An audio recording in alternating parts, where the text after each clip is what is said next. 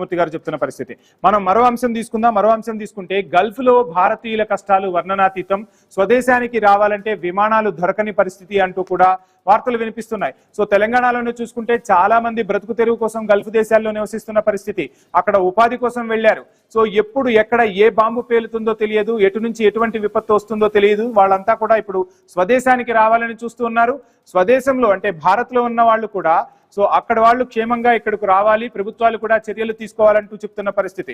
నిజంగా ఇప్పుడు గల్ఫ్ లో ఎటువంటి పరిస్థితులు ఉన్నాయి, ఈ కార్మికులను తీసుకురావడం కోసం ప్రభుత్వాలు ఏ విధంగా ముందడుగు వేస్తాయి, సో నిజంగా మన కార్మికులకు అక్కడ అసలు భద్రత ఉందా?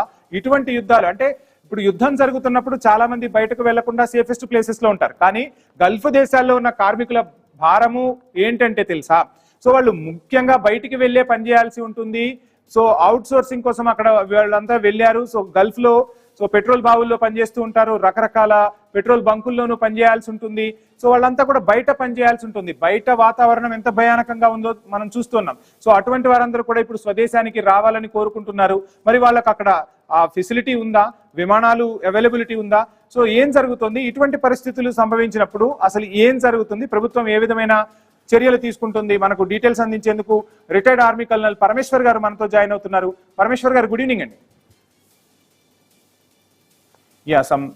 సమ్ టెక్నికల్ ఇష్యూ ఉన్నట్టుంది.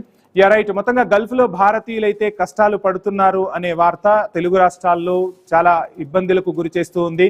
సో వారి కుటుంబీకులందరూ కూడా ఆవేదన వ్యక్తం చేస్తున్న పరిస్థితి. మరోవైపు ఎంతో ఇక్కడికి భారతదేశానికి ఆదాయం వస్తుంటుంది. గల్ఫ్ దేశాల వల్ల విదేశీ మారక ద్రవ్యం ఎక్కువగా వస్తుంది. ఇక్కడ వాళ్ళందరూ కూడా అక్కడ ఉద్యోగాలు చేయటం వల్ల దేశానికి విదేశీ మారక ద్రవ్యం వస్తుంది. ఆ విదేశీ మారక ద్రవ్యం కూడా ఇప్పుడు తగ్గిపోయే ప్రమాదం ఉందంటూ కూడా ప్రభుత్వ వర్గాల నుంచే వార్తలు వస్తున్నాయి. మరోవైపు ఇక అక్కడి నుంచి ఇక్కడికి వచ్చేయాలని కూడా చాలా మంది చూస్తూ ఉన్నారు. ప్రాణాలతో బయటపడితే చాలు అనుకుంటూ కూడా చాలా మంది చూస్తున్నారు. ఉపాధి కోసం గల్ఫ్ దేశాలకు తెలంగాణ, ఆంధ్రప్రదేశ్ నుంచే కాదు, భారత్ నుంచి చాలా మంది కూడా అక్కడ వెళ్తుంటారు. ఒకవైపు యుద్ధ ప్రభావం వల్ల అక్కడ ఎక్కడికక్కడ పనులు నిలిచిపోయాయి. దీంతో వాళ్లకు పనులు లేవు.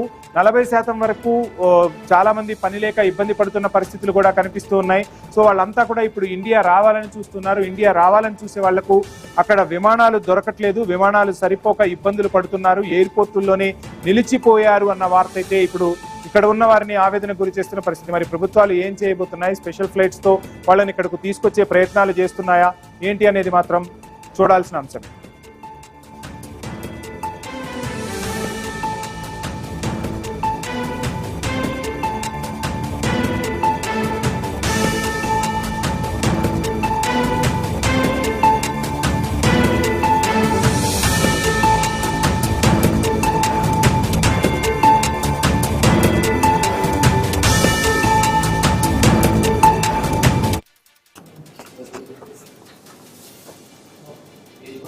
రైట్. ఇక మరో అంశంలోకి మనం వెళ్లే ముందు షార్ట్ బ్రేక్ తీసుకుందాం. ఢిల్లీ లిక్కర్ కేసు మళ్ళా తెరపైకి వచ్చింది. సో అసలు ఏం జరగబోతుంది?